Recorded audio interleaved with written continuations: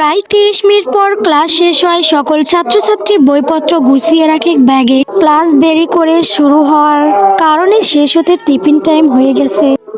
টিফিনের ঘন্টা বাড়ি দেওয়ার শব্দ শুনে আদ্রিয়ান সকল শিক্ষার্থীদের অনুসরণ করে বলে ওঠে, তোমরা সকলে টিফিন খেতে ক্যান্টিনে যাও, আমি বইপত্র গুছিয়ে পরে বের হব।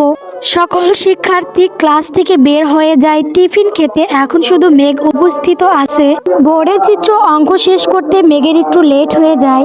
মেঘ তার বইপত্র ব্যাগে গুছিয়ে রাখে, সেও টিফিন খেতে বাইরে যাবে। আর অন্যদিকে আদ্রিয়ান বোর্ডের থাকা লেখা মুছার জন্য একটা মুছুনি দিয়ে তা পরিষ্কার করছিল। মেঘ তখন টিফিন খাওয়ার জন্য বাইরে যাচ্ছিল। আদ্রিয়ানকে বোর্ড পরিষ্কার করতে দেখে মেঘ এগিয়ে গিয়ে বলে, আদ্রিয়ান স্যার, মুছুনি আমাকে দেন, আমি পরিষ্কার করে দিচ্ছি। আদ্রিয়ান মেঘের কথা শুনে তার সাথে থাকা মুছুনি মেঘের দিকে বাড়িয়ে দেয়। মেঘ এগিয়ে গিয়ে তার থেকে মুছুনি নিয়ে বোর্ড পরিষ্কার করতে থাকে। আদ্রিয়ান তাকিয়ে দেখছে মেঘকে আর মিটি মিটি করে হাসছে।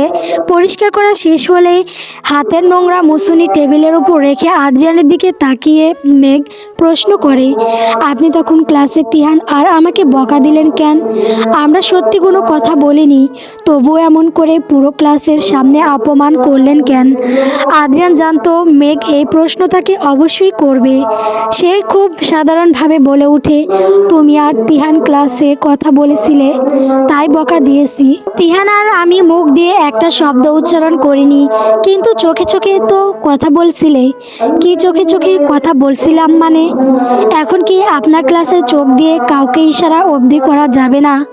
মেঘের প্রশ্ন শুনে আদ্রিয়ান তার কপাল আঙ্গুল দিয়ে টোকা দেয় আর তারপর মুখে শয়তানি হাসি দিয়ে বলে, না, যাবে না, কারণ আমার ক্লাসের রুলস এইটা।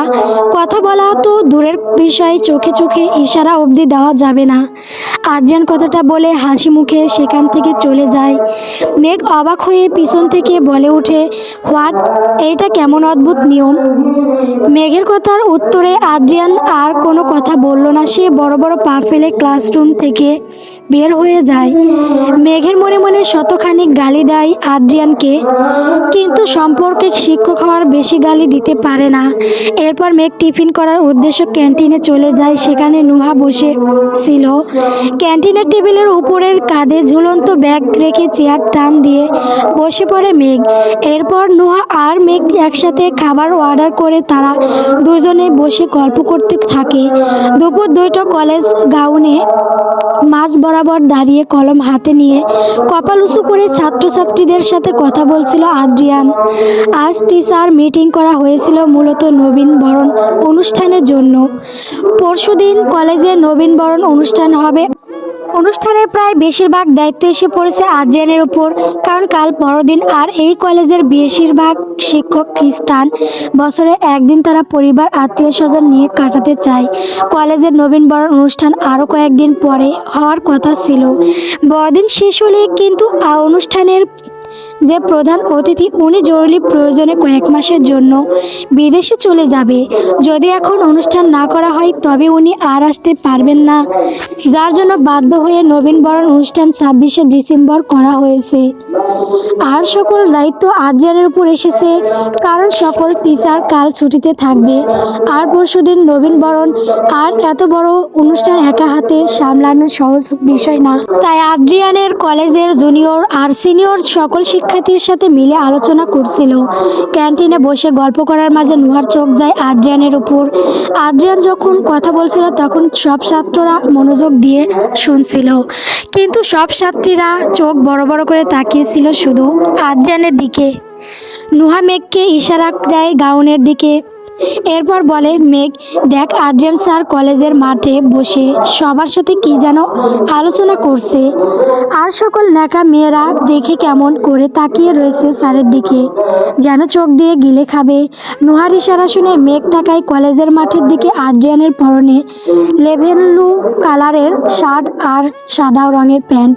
সকল ছাত্রছাত্রী ভিড়ে আদ্রিয়ানের সুদর্শন চেহারা আর গম্ভীর মুখ নজর কাড়ার মতো। মেঘ আদ্রিয়ান আদ্রিয়ানের সমস্ত মুখমণ্ডল তার চোখে মাপকাঠি দিয়ে খুঁটিয়ে খুঁটিয়ে পরিমাণ করে। এই সুদর্শন আর মায়াময় চেহারায় অধিকারী পুরুষটা তার স্বামী। কথাটা ভেবে মেঘের হাসি পায়। আবার পরক্ষণে অতীতের ঘটনা মনে পড়ে তার মন বিষিয়ে যায়। নুহা দেখলো মেঘ এক দৃষ্টিতে আদ্রিয়ানকে দেখছে। নুহা বলল, আদ্রিয়ান স্যার সত্যি অনেক সুদর্শন, তাই না মেঘ? নুহার কথা শুনে মেঘ বলে, মেঘের শব্দটা শুনে নুহা সন্তুষ্ট হয় না, বরং ভ্রু কুঁচকে বলে, শুধু দেখ আদ্রিয়ান স্যারের দিকে কলেজের সব মেয়েরা কেমন মুগ্ধ নয়নে তাকিয়ে আছে। নুহার মুখের মেয়েরা শব্দ শুনে মেঘের চোখ যায় আদ্রিয়ানের আশেপাশে দলবদ্ধ হয়ে থাকা ছাত্রীদের দিকে। নবীনবরণ অনুষ্ঠানের কথা এখনো অবধি মেঘ জানে না। আদ্রিয়ানের আশেপাশে মেয়ে ছাত্রীর সংখ্যা বেশি, কারণ সাধারণ সাজসজ্জা আর অনুষ্ঠানের বিষয়ে পুরুষের চেয়ে নারীদের ধারণা বেশি থাকে। ছাত্রীরা ইচ্ছা করে আদ্রিয়ানকে বিভিন্ন প্রশ্ন করছে, যার মূল কারণ অ্যাটেনশন পেতে চায়। এরপর পরিকল্পনা দিচ্ছে। আদ্রিয়ান বেশ মনোযোগ দিয়ে শুনছে সকলের কথা, যা মেঘের নজর এড়ায় না। ক্লাসে যখন মেঘ চোখে কথা বলছিল তখন তাকে দাঁড় করিয়ে সকলের সামনে অপমান করেছে আদ্রিয়ান, আর এখন ছাত্রীদের সাথে কি সুন্দর করে মিষ্টি ভাষায় কথা বলেছে। সব দোষ কি উনি শুধু মেঘের একা দেখতে পান? ওই সুন্দরী ছাত্রীদের দেখতে পান না? মেঘ রাগে দাঁত কটমট করে বলে, নুহা, তুমি শুধু সব দোষ ছাত্রীদের ওপর কোন দিচ্ছ। আদ্রিয়ান স্যারকে দেখো, উনি তো কত হেসে হেসে তাদের সাথে কথা বলছে। এক হাতে কখনো তালি বাজে না। মেঘের কণ্ঠ আর কথাবার্তা কেমন জানি হিংসা পরায়ণ মনে হলো নুহার কাছে। আদ্রিয়ান মেঘের শিক্ষক নয়, বরং তার স্বামী। নুহা অবাক আর সন্দেহপূর্বক কণ্ঠ নিয়ে বলে, মেঘ, আদ্রিয়ান স্যার অন্য মেয়ের সাথে কথা বলাই তুমি কেন রাগ করছো? সত্যি করে বলো মেঘ, তুমি কি আদ্রিয়ান স্যারকে ভালোবাসো? তোমরা কি রিলেশনে আসো? নুহার প্রশ্ন শুনে মেঘ থতমত খেয়ে যায়। সত্যি আদ্রিয়ান যদি অন্য মেয়ের সাথে কথা বলে তবে তার কি? মেঘ বলে, নুহা, কি বলছো এইসব? আমি কেন আদ্রিয়ান স্যারকে ভালোবাসতে যাব? আর ওনার সাথে আমার কোনো প্রেমের সম্পর্ক নাই। নুহা আর মেঘের কথা বলার মাঝে অর্ডার করা খাবার চলে আসে। তারা দুজনে কথা বলা বন্ধ করে খাবার খেতে শুরু করে। মেঘ খাবার মুখে দেয় আর চোখে আদ্রিয়ানের দিকে তাকিয়ে রেখে আদ্রিয়ান আলোচনার মধ্যে হঠাৎ করে পাশে ঘুরে তাকায়। তার চোখ পড়ে যায় মেঘের ওপর। মেঘ যে দূর থেকে দাঁড়িয়ে তাকে দেখছিল তার নজর এড়ায়নি আদ্রিয়ানের। মেঘের চোখে মুখে এমন রাগ ফুটে উঠছে কেন? ওয়েট, মেঘ কি জেলাস ফিল করছে তাকে অন্য মেয়েদের সাথে দেখে? আদ্রিয়ানের কথাটা ভেবে মুখে হাসি ফুটে ওঠে। মেঘ তির্যক চোখ নিয়ে আদ্রিয়ান আর তার আশেপাশে থাকা মেয়েদের দেখতে থাকে। আমেরিকায় নিউ ইয়র্ক সিটি শহরে এখন প্রবল শৈত্যপ্রবাহ আর শীতের আগমন ঘটেছে। আকাশ থেকে বর্ষণের ন্যায় গুড়ি গুড়ি সাদা তুলের বরফ খণ্ড গড়িয়ে পড়ছে। সরু রাস্তার চারপাশে বরফখণ্ডের উঁচু স্তূপ জমে পড়েছে। শীতের তীব্র থেকে রক্ষা পেতে সকলে উষ্ণ জামা কাপড় পরিধান করেছে। বড়দিন উপলক্ষে নিউ ইয়র্ক সিটির জনগণ তাদের বাড়িতে রঙিন মরিচা বাতি জ্বালিয়ে রাখছে। সারা শহরে বিভিন্ন জায়গায় মেলাসহ বিভিন্ন বিনোদনমূলক অনুষ্ঠান করা হচ্ছে। আজ যেন এই নিউ ইয়র্ক শহরে মানুষজন খুশির উল্লাসে মেতে উঠেছে। প্রচণ্ড শীতের মাঝে বড়দিনকে ঘিরে তাদের মধ্যে আনন্দ আর খুশির জোয়ার বয়ে যাচ্ছে। বরফ তুষার খণ্ড মাঝে সরু রাস্তা দিয়ে আপন গন্তব্যের দিকে ছুটে চলছে গাড়ি। ড্রাইভিং সিটে বসে গাড়ি ড্রাইভ করছে আদ্রিয়ান। তার অপর পাশে সিটে মুখ ভার করে বসে আছে মেঘ। গাড়ির মধ্যে মুখ ভার করে বসে আছে। পাশে থাকা আদ্রিয়ানের একবার ফিরে তাকায় অবধি দেখছে না। সকালে সম্পূর্ণ ক্লাসের সামনে করা অপমান সে বলে যায়নি। ক্লাস শেষ ভদ্রতার খাতিরে তখন কোনো কথা বলেনি। মেঘ ক্লাসে তিহানের সাথে একটু কথা বলছে বলে কি অপমান করলো মেঘকে। ক্লাস থেকে বের হয়ে যাওয়ার হুমকি অবধি দিল। কিন্তু প্রথম সারিতে বসে থাকা ন্যাকা মেয়েগুলো যে কত কথা বলছিল তা একবারও দেখলো না। তাদের বকা দিল না, দাঁড় করালো না। অবশ্য অবশ্য দাঁড় করাবে কেন? তারা প্রিয় ছাত্রী হয় না আদ্রিয়ানের? দুপুরে কলেজ গাউনে রোদের মধ্যে দাঁড়িয়ে কত ভালোবেসে আর হেসে হেসে কথা বলছিল তাদের সঙ্গে, যেন ছাত্রীরা ওরা তার প্রেমিকা। অথচ মেঘের সাথে কথা বলার সময় মুখ গম্ভীর আর রাগী চেহারা নিয়ে থাকে সবসময়। মেঘের সকল দোষ সবার প্রথম চোখে পড়ে আদ্রিয়ানের, আর ওনার সুন্দর ছাত্রীরা কোনো দোষ করতে পারে না। ঠিক আছে, মেঘ যখন এত খারাপ তবে তার সাথে কথা বলার প্রয়োজন নাই। মেঘের কি ঠেকা পড়েছে ওনার সাথে কথা বলার? শয়তান বজ্জাত রাগী লোক একটা। মেঘের ভার করে রাখা মুখ, অভিমানের ফুলে থাকা গাল আর বিড়বিড় করে উচ্চারণিত করা শব্দ সব আর চোখে পর্যবেক্ষণ করছে আদ্রিয়ান। বাচ্চাদের মতো গাল ফুলিয়ে রাখা মেঘকে দেখতে ভীষণ কিউট আর মিষ্টি লাগছে। আদ্রিয়ান মেঘের দিকে তাকিয়ে মিটমিট করে হাসছে। নিশ্চয়ই ক্লাসে অপমান করার ঘটনার কারণে তার উপর রাগ করে বসে আছে। আদ্রিয়ানের ইচ্ছা করে মেঘকে বকা দিতে বা অপমান করতে চায়নি, কিন্তু সে কি করবে? মেঘ আর তিহানকে একসাথে দেখার পর তার রাগ আর হিংসা সে নিয়ন্ত্রণ করতে পারেনি। মেঘ কি বুঝে না আদ্রিয়ান তার প্রতি দুর্বল? হয়তো তার মনে থাকা মেঘের প্রতি অনুভূতিগুলো ধীরে ধীরে ভালোবাসায় পরিণত হচ্ছে। আর মেঘকে ভালোবাসা অন্যায় বা অপরাধ নয়, কারণ মেঘ তার স্ত্রী। মেঘকে তিহানের সাথে কেন অন্য কোনো পুরুষের সাথে দেখা তার দ্বারা সম্ভব নয়, কারণ মেঘ আদ্রিয়ানের। মেঘের প্রতি বৈধতা তাকে ছোঁয়ার অধিকার শুধুমাত্র আদ্রিয়ানের আছে। কলেজ গাউনে যখন আদ্রিয়ান অন্য মেয়ের সাথে কথা বলছিল তখন মেঘের রাগ হয়েছিল, কারণ মেঘ আদ্রিয়ানকে ভালোবাসে। হয়তো মেঘ ক্ষণিক সময়ের জন্য আদ্রিয়ানের উপর রাগ করেছে, অভিমান করেছে।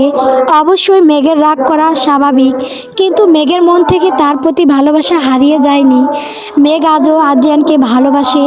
হঠাৎ আদ্রিয়ানের মাথায় এক দুষ্ট বুদ্ধি আসে। সে মেঘের রাগকে বাড়িয়ে দেওয়ার জন্য বলে ওঠে, মেঘ, ক্লাসে প্রথম সারিতে আজ যে সুন্দরী এক মেয়ে বসেছিল তার নাম কি তুমি কি জানো?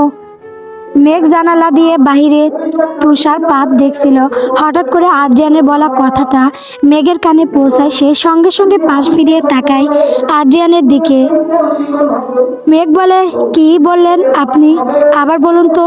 আদ্রিয়ান আবার বলল, আমি বললাম ক্লাসের প্রথম সারিতে আজ একটা সুন্দরী মেয়ে বসেছিল, ওই নীল টপস আর সাদা রঙের ড্রেস পরে। তুমি কি তার নাম জানো মেঘ? আদ্রিয়ানের প্রশ্ন শুনে মেঘ দাঁত কটমট করে তাকায় আর বলে, না, জানি না। ক্লাসের সব সুন্দরী মেয়ের বিষয়ে জানার আগ্রহ নাই আমার। আদ্রিয়ান হতাশ হয়ে যাওয়া মুখ নিয়ে বলে, ও জানো না? তবে মেয়েটা কিন্তু বিউটিফুল ছিল, তাই না মেঘ? আদ্রিয়ান মেঘের কানের কাছে গিয়ে বলে, আর হট ঘরে বউ রেখে অনামিকে বলছে বিউটিফুল, কত বড় সাহস! মেঘ বলে, আপনি ওই বিউটিফুল মেয়ের কথা কোন জিজ্ঞাসা করছেন হঠাৎ? আর ওর নাম জেনে কি করবেন আপনি? সত্যি বলতে ওই মেয়েকে আমার বেশ পছন্দ হয়েছে, ওর সাথে প্রেম করতে চাই আমি। মেঘের রাগের আগুন ঘি ঢালার জন্য আদ্রিয়ানের এই কথা যথেষ্ট ছিল। বিবাহিত পুরুষ হয়ে উনি অন্য মেয়ের সাথে প্রেম করবে, অথচ ওই দিন জিয়াকে বলছিল উনি নাকি পরকীয়া করবে না। মেঘ বলে, প্রেম করবেন আপনি? তবে জিয়ার ম্যামের সাথে করুন, উনি তো কত সুন্দরী। তাছাড়া আপনি না বিবাহিত, বাংলাদেশে না আপনার বউ আছে? অবশ্যই তা ঠিক, জিয়া সুন্দরী আছে, বাংলাদেশ আমার বউ আছে, কিন্তু তাকে ডিভোর্স দিয়ে দিব। কেন ডিভোর্স দিবেন তাকে? আসলে কি জানো, বাংলাদেশ থাকা আমার বউ অনেক কালো, আলকাত্রার মতো আর হাতির মতো মোটা। এমন বউয়ের সাথে কি সংসার করা যায়? কি বললেন আমি? আলকাত্রার ড্রাম, হাতির মতো মোটা? আদ্রিয়ান হাসি লুকিয়ে মেঘের দিকে সন্দিহান দৃষ্টিতে বলে, মেঘ, আমি তোমাকে কালো বা মোটা বলিনি, আমি আমার বউকে বলেছি। তুমি কেন রাগ করছো? তুমি কি আমার বউ মেঘ? তুমি কত সুন্দরী আর আমার বউ শেওড়া গাছের পেতনি। গল্পটা ভালো হয়নি, খুব বড় আর সুন্দর করে সাজিয়ে দেওয়ার ইচ্ছা ছিল, তবে কাল সারপ্রাইজ পর্ব আছে, অপেক্ষা করুন। গল্প তোমার নামে নীলছে তারা পরবর্তী পর্ব সবার আগে পাওয়ার জন্য অবশ্যই আমার চ্যানেলটিকে সাবস্ক্রাইব করবেন। ধন্যবাদ।